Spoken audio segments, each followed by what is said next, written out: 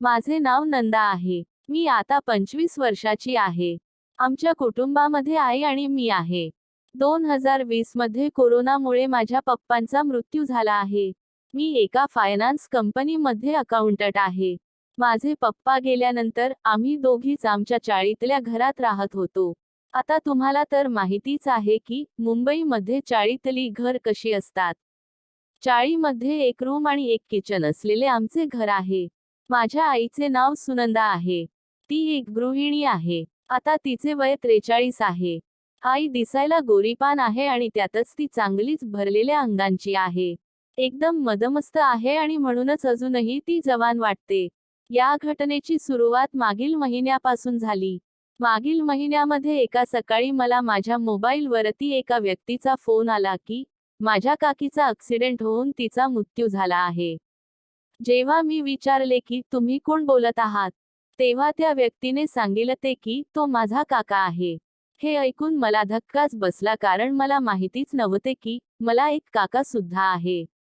काकांशी बोलून झाल्यानंतर मी आईला माझ्या काकाबद्दल विचारले, तेव्हा आईने मला सांगितले की तू लहान होतीस तेव्हा तुझ्या काकाने घरातील लोकांच्या विरोधात जाऊन लव्ह मॅरेज केले होते, म्हणून तुझे आजी आजोबा आणि तुझे पप्पा तुझ्या काकाशी बोलत नव्हते आणि त्यामुळेच तुझा काका आपल्याकडे किंवा गावाला कधीच येत नव्हता, म्हणून तुला तुझ्या काकाबद्दल माहिती नाही.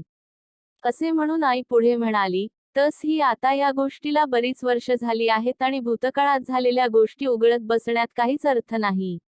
आता तुझे पप्पाही नाहीत आणि गावाला आजी आजोबाही नाहीत, आणि तस ही तुझ्या काकाला आपल्याशिवाय आहेच कोण. म्हणूनच आता आपण तुझ्या काकाला आधार दिला पाहिजे. आता आपण एकमेकांचा आधार बनून राहील पाहिजे. मला माझ्या आईचे बोलणे पटले, म्हणून मी काकांना फोन केला आणि त्यांना त्यांचा पत्ता विचारला. मग मी माझ्या ऑफिसमध्ये फोन केला आणि त्या दिवशी मी सुट्टी घेतली. आमच्या चाळीच्या पाठीमागे असलेल्या दुसऱ्या चाळीमध्ये माझा काका राहत होता. त्यांच्या चाळीमध्ये आमच्या घरासारखंच त्यांचंही छोटंच घर होते. काकाच्या घरात त्यांच्या ऑफिसमधील त्यांचे मित्र आणि त्यांच्या चाळीतील बायका माणस सोडली तर एकही नातेवाईक आलेला नव्हता. माझ्या काकीने लव्ह मॅरेज केल्याने तिचे आई वडील, तिचे भाऊ बहीण आणि तिचे सर्व नातेवाईक कधीच तिच्याशी बोलत नव्हते. आम्ही दोघी काकाच्या घरी गेलो. त्यांच्या घरामध्ये 15 ते 16 वर्षाचा एक मुलगा खूप रडत होता. त्या मुलाला बायका शांत करीत होत्या. आम्ही दोघी त्या बायकांजवळ जाऊन बसलो, तेव्हा आईने मला माझा काका दाखवला. तेव्हा मी माझ्या काकाला पाहिले. काका खूप उदास होऊन शांतपणे बसलेला होता. आम्ही दोघी त्या बायकांमध्ये बसलो होतो, तेव्हा आईने माझ्या शेजारी बसलेल्या एका बाईला त्या रडणाऱ्या मुलाबद्दल विचारले. तेव्हा त्या बाईने सांगितले की त्याचे नाव अंकित आहे, पण सर्वजण त्याला बबडू म्हणतात आणि तो माझ्या काकाचा मुलगा आहे. बबडू माझ्या काकाचा मुलगा आहे असे समजताच आई झटकन उठून उभी राहिली आणि ती बबडू जवळ जाऊन बसली. आईने बबडूला तिच्या मिठीत घेतले आणि ती त्याला शांत करू लागली.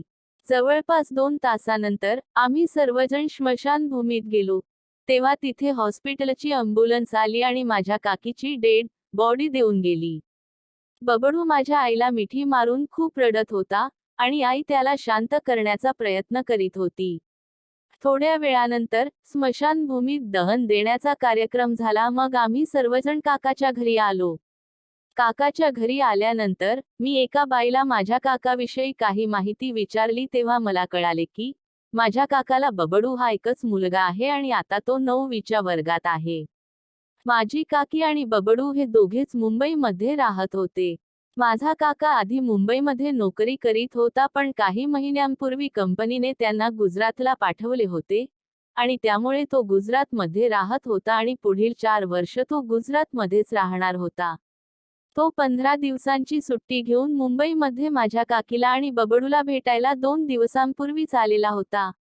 मी त्या बाईला विचारले की माझ्या काकीचा ॲक्सिडेंट कसा झाला. तेव्हा त्या बाईने मला सांगितले की काल दुपारी तुझी काकी तिच्या स्कूटीवरून मार्केटमध्ये गेलेली होती आणि ती घरी येत असताना एका ट्रक सोबत तिचा ॲक्सिडेंट झाला. मग तिला एका हॉस्पिटलमध्ये ॲडमिट केले होते आणि आज सकाळी तिचा मृत्यू झाला, असे सांगून ती बाई तिच्या घरी निघून गेली. तेव्हा माझे लक्ष आईकडे गेले. बबडू माझ्या आईच्या मांडीवरती डोके ठेवून झोपला होता आणि आई त्याच्या केसातून प्रेमाने हात फिरवत होती. मी आई जवळ जाऊन बसले आणि त्या बाईने मला सांगितलेली सगळी माहिती मी आईला सांगितली. तेव्हा आम्ही दोघींनी ठरवले की काही दिवस आपण इथेच राहायचे. मग मी माझ्या ऑफिसमध्ये फोन करून 7 दिवसांची सुट्टी घेतली. आता तर बबडू माझ्या आईच्या जवळच असायचा. तो काकी काकी म्हणत आला की आई त्याला जवळ घेऊन कुरवाळायची. तो रात्री झोपताना पण माझ्या आईच्या सोबत झोपायला लागला होता आणि तो आईला मिठी मारून झोपत होता. आई सुद्धा त्याला तिच्या मिठीत घेऊन झोपायची. माझा काका आम्हा दोघींशी बोलत बसायचा. खरंच माझा काका बोलायला आणि वागायला खूपच चांगला होता. काकाच्या घरी मी 7 दिवस राहिले. त्यानंतर मी ऑफिसला जाऊ लागले आणि मी आमच्या घरी राहू लागले. काकीचे सर्व कार्य होईपर्यंत आई काकाच्या घरीच थांबली होती. जवळपास एका आठवड्यानंतर आई घरी आली. तेव्हा आईने खुश होऊन मला सांगितले की परवापासून बबडू आपल्याकडे कायमचा राहायला येणार आहे, कारण तुझा काका गुजरातला जाणार आहे. आता तुझा काका कधीही गुजरातहून आला की तो आपल्याकडेच राहील. हे ऐकून मला सुद्धा चांगले वाटले, कारण बबडूलाही आईचे प्रेम मिळेल आणि माझ्या काकालाही आमचा आधार होईल.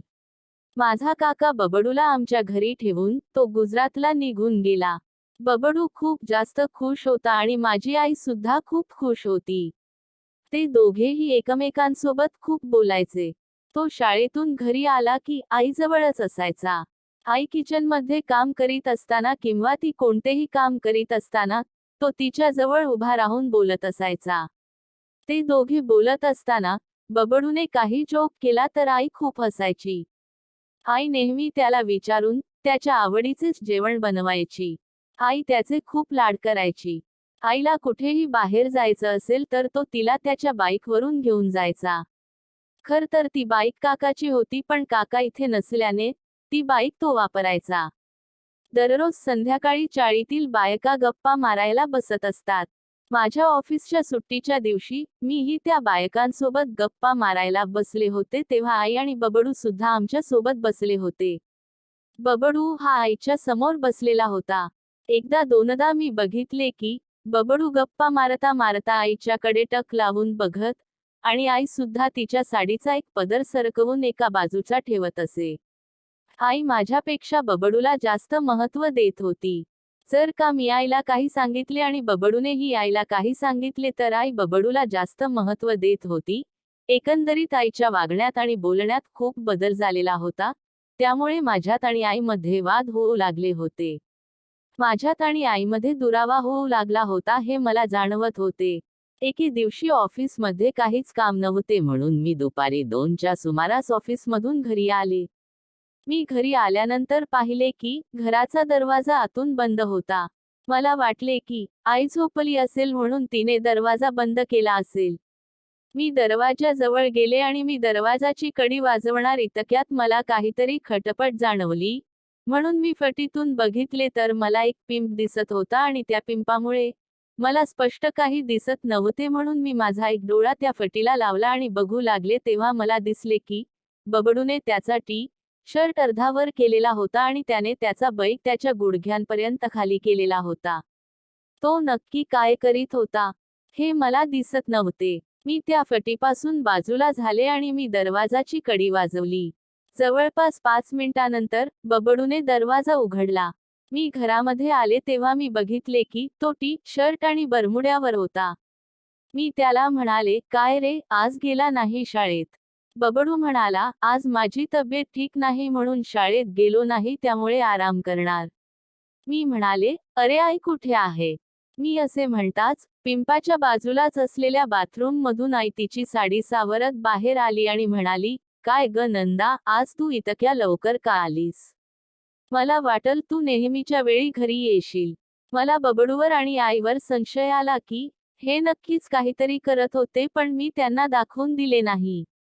आज ऑफिसमध्ये काम नसल्याने मी ऑफिसमधून घरी आले असे आईला मी सांगितले. मग ते दोघेही किचनमध्ये जाऊन बोलत बसले. आमचे घर छोटे असल्याने रात्री मी आणि आई पलंगावरती झोपायचो आणि बबडू जमिनीवरती गादी टाकून झोपायचा. एका रात्री आई मला म्हणाली, अग नंदा, आज मी ही जमिनीवर झोपते. पलंगावर खूप अवघडल्यासारखं होत बघ. मी म्हणाले, अग आई, मी झोपीन जमिनीवर गादीवर, तू झोप पलंगावर आरामात. मी असे म्हणाले तरी आई काही ऐकायला तयार नव्हती. शेवटी मीच होकार दिला. आता मी पलंगावरती एकटीच झोपले होते. बबडू आणि आई जमिनीवरील गादीवरती झोपले होते. चांगलीच रात्र झाली होती. आमच्या रूम मध्ये तसा अंधार होता, पण दरवाजा आणि खिडकीच्या वर असलेल्या व्हेंटिलेटर मधून बाहेरच्या लाईटचा प्रकाश आत येत होता. मला काहीतरी कुजबूज ऐकू आली म्हणून मी माझ्या डोक्यावरील चादर खाली घेतली. तेव्हा मला वेगळंच दृश्य दिसले म्हणून मी झटकन पुन्हा माझ्या डोक्यावर चादर घेतली आणि चादरीच्या भोकातून मी बघू लागले. मी जे बघितले ते बघून मला धक्काच बसला. बबडू आईच्या जवळ झोपला होता. बाहेरून येणाऱ्या मंद प्रकाशामुळे मला दिसत होते. चादरीच्या भोकातून लाईटच्या मंद प्रकाशात मला दिसत होते. आता ते दोघेही पूर्णपणे तयार होते. माझ्या डोळ्यासमोर माझ्या आईचा आणि माझ्या चुलत भावाचा खेळ चालू होता. माझा अजूनही विश्वास बसत नव्हता, पण मी जे बघत होते ते सत्य होते. माझा चुलत भाऊ हा त्याच्या 43 वर्षाच्या काकीला बेभान आणि बेधुंद होऊन बोलत होता. मी स्वतःशीच पुटपुटले की आशा कामाला वय आणि नाते नसते हे अगदी खरं आहे. त्या दोघांची गप्पा चांगलीच चालू होती. बबडू हा बेभान आणि बेधुंद होऊन खूप होता. आईच्या बांगड्यांचा आणि पैंजणाचाही आवाज ऐकू येत होता. त्या दोघांची कामे बघून माझी हालत खराब झाली होती. आई आणि बबडू यामध्ये पूर्णपणे डुंबून गेले होते, जणू त्या दोघांनाही जगाचा विसर पडला होता. जवळपास 20 मिनिटे तरी तो होता, मग ते दोघेही शांत झाले. बबडू आईच्या जवळ तसाच होऊन होता. थोड्या वेळानंतर तो बाजूला झाला आणि तो आईच्या शेजारी झोपला. मला वाटले त्या दोघांचा खेळ संपला म्हणून मी कशीतरी झोपण्याचा प्रयत्न करीत होते, पण मला झोप येत नव्हती, कारण माझ्या मनात लागलेली घाई मला झोपू देत नव्हती. मला काहीतरी खटपट ऐकू आली म्हणून मी हलकीशी चादर सरकवली आणि पुन्हा चादरीच्या भोकातून मी बघू लागले. आता आई तिचे गुडघे आणि हात गादीवर टेकवून झोपली होती. आईच्या मागे बबडू त्याच्या गुडघ्यांवर होता. आई आणि बबडू एवढे गुंतले होते की त्यांच्या बाजूच्या पलंगावरती मी झोपलेली आहे याचे सुद्धा त्या दोघांना भान नव्हते. मी अगदी मन लावून त्या दोघांची करामत बघत होते. माझे अंग गरम झाले होते आणि माझा श्वास मला गरम जाणवत होता. बऱ्याच वेळानंतर त्याने सर्व बंद केले. जवळपास 5 मिनिटांनंतर आई तिच्या पोटावरती झोपली आणि बबडू तिच्या शेजारी झोपला. ते दोघेही शांत होऊन राहिले. त्या दोघांना बघून मला आता सहन होत नव्हते म्हणून मी माझ्या हाताचे एक बोट सोडले. मला गाढ झोप आली होती म्हणून मी झोपी गेले. सकाळी 6च्या सुमारास जेव्हा मला जाग आली तेव्हा मी पाहिले की ते दोघेही कपडे घालत होते म्हणून मी झोपेचे नाटक केले आणि जवळपास 10 मिनिटांनंतर मी उठले. मी त्या दोघांना अजिबात दाखवून दिले नाही की मला तुमच्याबद्दल माहिती आहे म्हणून मी नेहमीप्रमाणे वागत होते. मला चांगलेच माहिती होते की मी त्या दोघांच्याकडे जेवढे दुर्लक्ष करेन तेवढ माझ्यासाठी चांगले आहे, कारण मी माझ्या आईला कितीही चांगले सांगितले तरीही ती माझे अजिबात ऐकणार नाही, उलट माझ्यात आणि तिच्यात वाद वाढत जातील म्हणून मी शांत राहिले. दररोज रात्री आई बबडू सोबत जमिनीवर गादीवरती झोपू लागली आणि दररोज रात्री त्या दोघांची गोष्टी होऊ लागली आणि मी त्या दोघांना बघत. एके दिवशी बबडूच्या शाळेची सहल एका आठवड्यासाठी गेली होती तेव्हा बबडूही त्या सहलीला गेला होता. बबडूला सहलीला जाऊन 2 दिवस झाले होते आणि आई बेचैन झाली होती. मी ऑफिसवरून आल्यानंतर किंवा मी घरात असताना माझे आईवर लक्ष होते. ती अगदी बेचैन झाली होती. तिचे कशातच लक्ष लागत नव्हते कारण आईला आता बबडूच्या सोबत चटक लागली होती. रात्री मी तिला केसात हात करताना पण बघितले होते. जेव्हा बबडू सहलीवरून परत आला तेव्हा पुन्हा त्या दोघांची गोष्टी सुरू झाली आणि आजही दररोज रात्री माझी आई आणि माझ्या चुलत भावाची गोष्टी सुरू आहे.